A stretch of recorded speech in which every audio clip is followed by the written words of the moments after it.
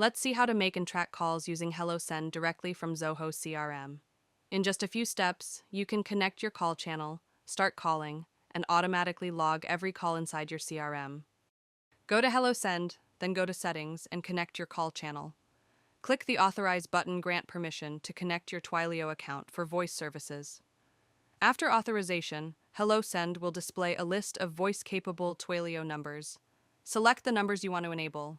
For calling, click Edit under the Call Flow column in the Configure Phone section. Once you click Edit, you'll be redirected to the Call Flow setup page.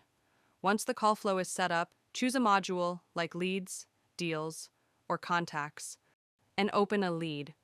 Click the phone icon next to the number to start the call immediately from the HelloSend dial pad. After the call ends, you can add notes and enter a call description and click Save and Close.